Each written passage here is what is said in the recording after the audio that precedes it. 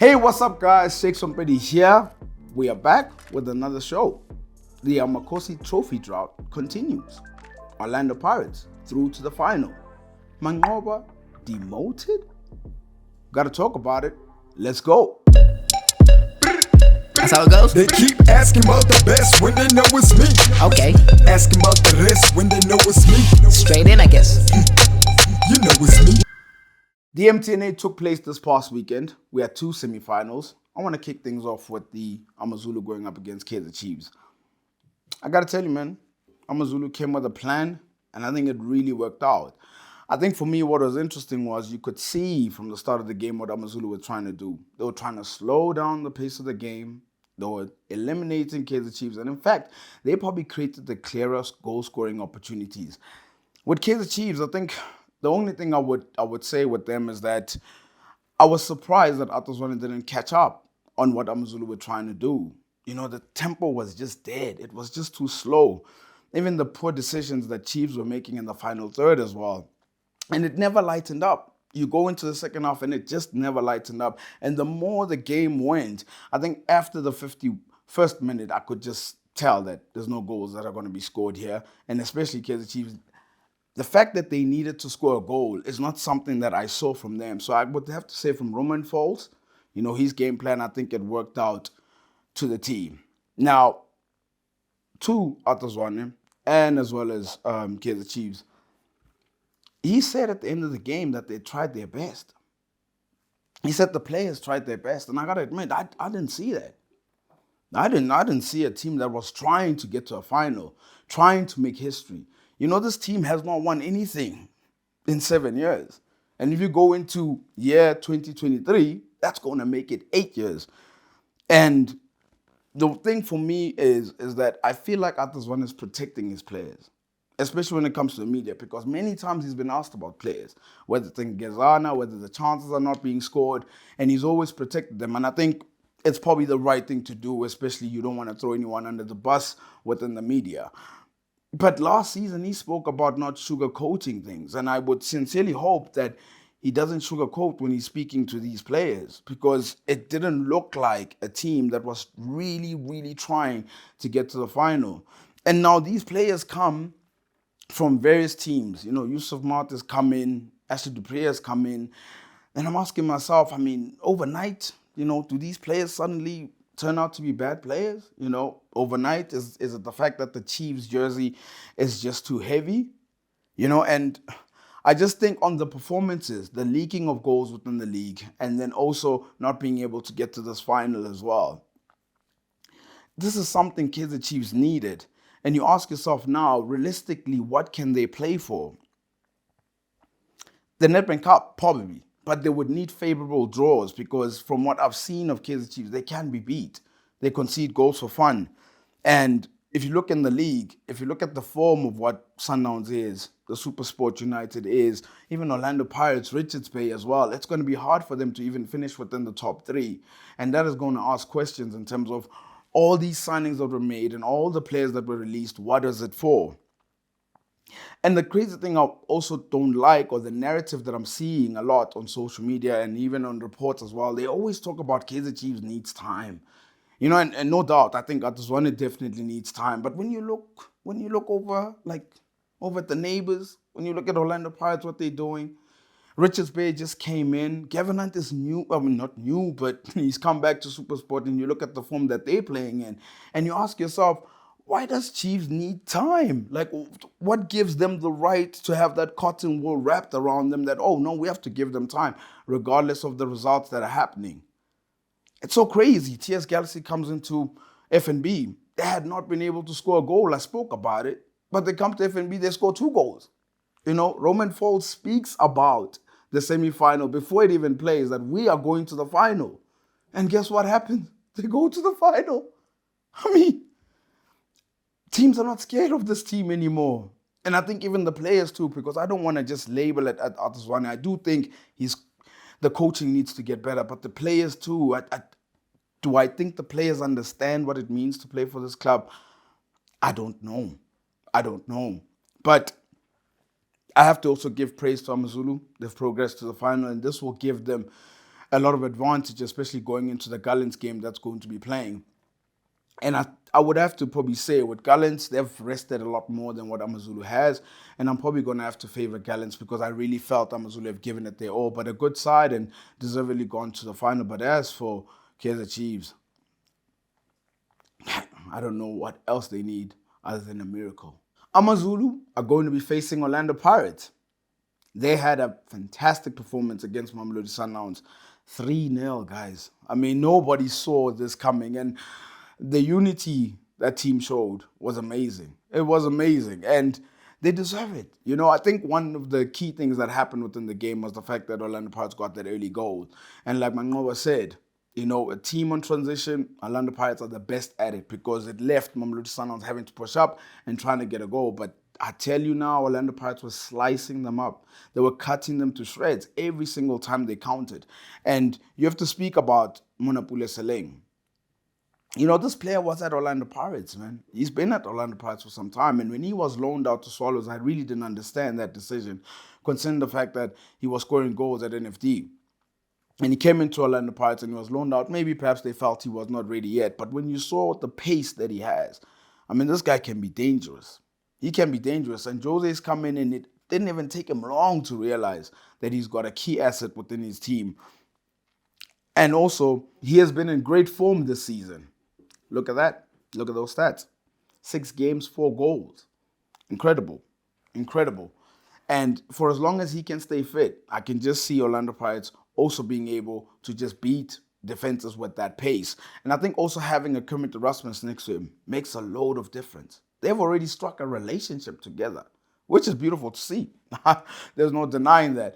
And it's crazy that we speak about Kermit Erasmus having to make players around him better. Let's talk about the team that he left. Mamelodi Sundowns. They look toothless up front. You know, there was all this mind games about whether Peter Shaulile was going to play. But he didn't play at all. They needed a striker, and unfortunately they let one go that helped Orlando Pirates get to the final. And that was the interesting thing, is that all this time of us watching Mamelodi Sundowns, have they been too reliant on Peter Shaulile? And perhaps so. You know, he's been scoring the goals, you know, massive goals as well. I think he's got over 50 goals for the club as well. And I have to say this, it sort of caught Mamelodi Sundowns by surprise because not only even that, they released strikers in the process. We've spoken about Kermit Erasmus. Pavel Safanko, he also left as well. So in this meantime, I mean, what can Mamelodi Sundowns do? Don't worry, I got you guys. So I've come up with solutions for you guys in terms of what you can do.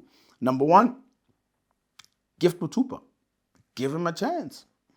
I mean, give him a chance, but he needs a run of games. He needs a run of games. I was actually surprised the way that the semifinal started, that I didn't see him in the side. I just thought up front, Allende, Sereno, they are just not strikers. Secondly, Lebogang, my boy. I mean, does everybody forget the important goals this guy scored for Peter Msmane? Well, he was at Sundowns, so I was really surprised that he was not used because he's played up front before. And then also this one. We've seen it before, not too many times, but it can work. Tapla Morena. We've spoken about the pace of Saleng, and we've seen also Tapla Morena demolish teams on the right-hand side. He could come up front. Thabiso Kutumela, look, he's not a favored choice. Of course, he's been dipping in and out of form, but he is a centre forward. And we've seen him carry a side like Maritzburg United. And he's also had some good flashes at Mamelodi Sundowns. The last one, Rulani. Surprise Rulani. Where has he been?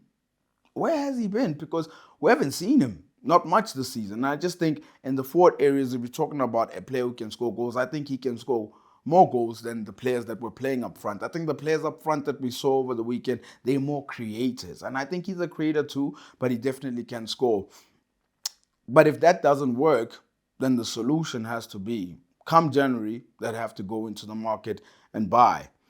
They face Maritzburg United soon, and they'll be wounded by the fact that it was such a heavy loss to Orlando Pirates. So Maritzburg United have to prepare themselves, especially considering the fact that John Maduka is under pressure. I mean, he is definitely under pressure. But I do think Sundowns is going to take that one, and we'll see how that result plays out. But Orlando Pirates, I hold my hands up. You guys were sublime. Moving on to off-field matters. Mamelodi Sundowns released a statement last night. Nobody saw this coming. The headline read, Restructuring of the Technical Team of Mamelodi Sundowns. And this is what it reads. These changes were necessitated by poor performances and unconvincing victories that the club has experienced for quite some time. Mamelodi Sundowns has a clear objective of becoming one of the most successful football clubs in Africa, and its recent average and lackluster performances are contrary to this objective. Rulani will take over responsibility of head coach at Mamelodi Sundowns. Steve Komphela will be promoted to become the first team coach, and Manqoba will be the senior coach, which is the position previously occupied by Steve Komphela. The goalkeeper coach, Wendell, will stay in his current position. These changes are with immediate effect. This is crazy. This is crazy. I gotta tell you, man. When I read this statement, in my honest heart of hearts, this is how I see it. Rulani is the head coach. Steve Komphela is the assistant coach. And then Manqoba is the second assistant coach. I mean, when I see this, I think this is Mamelodi Sundowns sort of throwing blame at Manqoba for the unconvincing victories and the underperformance. That's been happening for quite some time, like the statement has said. And if everybody remembers, the structure was there were co-coaches, but Manqoba had the final say. He had the final say. So for them to be making these changes, especially considering that 3-0 that Orlando Pirates gave them, I'm sort of wondering, and when you look at the situation, how will Manqoba accept this? You know, how will he accept being from co-head coach to second assistant, that you would say? Because people forget that Manqoba was a coach on his own before even Mamelodi Sundowns. He had stints at Chippa United. He had stints at Golden Arrows. He won a trophy at Golden Arrows with that famous win against Ajax Cape Town. And now he's being demoted to this?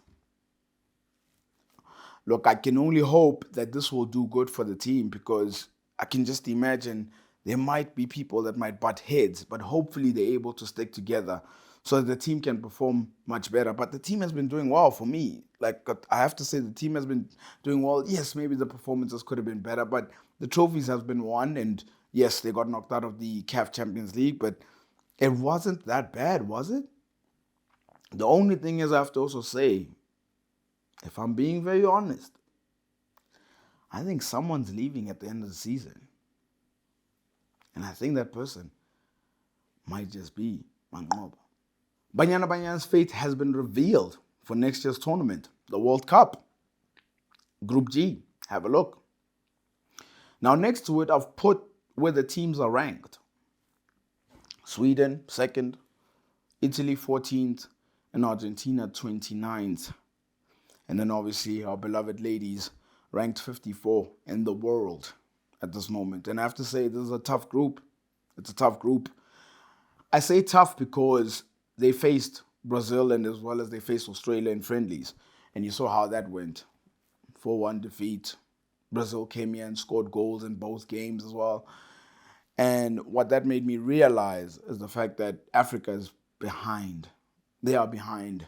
And I like the fact that the ladies are being prepared this way, because they're facing some really good opposition. Australia and as well as Brazil, they ranked in top 12. So they're preparing them for the World Cup, but they're getting heavy defeats. So in my mind, I think I'm preparing myself for what is coming. But I have to also remember that the ladies are progressing. They've just won the WAFCON. And now they're going to go to the World Cup, and hopefully they do a better performance than what happened the last time. Remember, Timmy Kgatlana scored that brilliant goal against Spain. It's going to be very tough. I don't see them winning games, but I just think it's going to be a progression for them.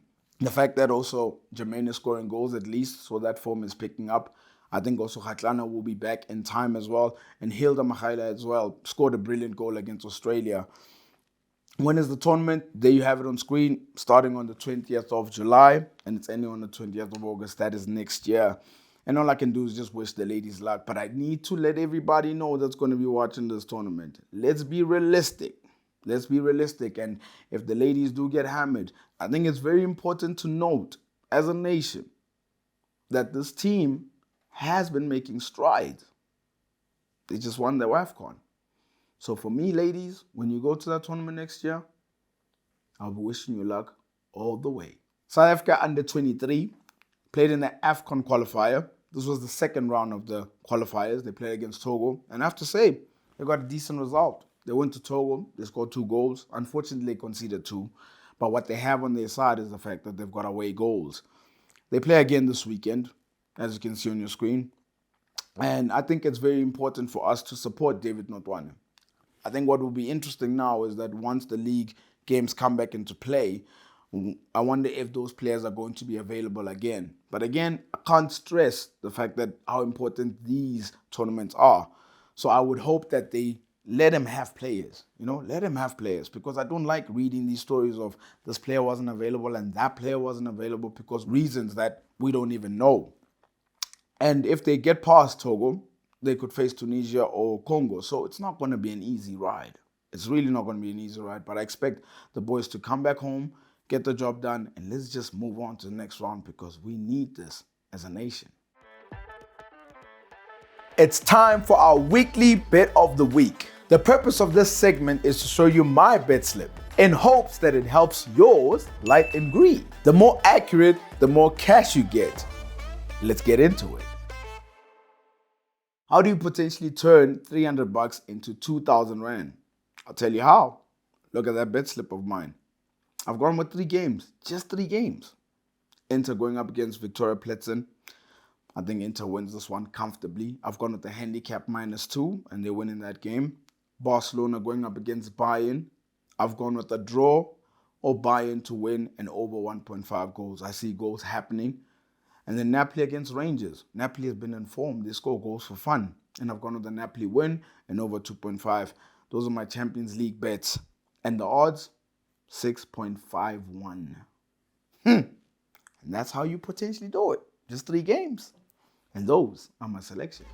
That is Bet of the Week, sponsored by Betway. Remember to practice responsible betting at betway.co.za. Until the next one, all the best. We've come to the end of the show, but one thing, the Soweto Derby is this weekend. Have a look at my Twitter timeline very soon. I will have something for you guys. And for you that's watching, don't forget to like and subscribe and hit the notification bell so you're notified for future episodes.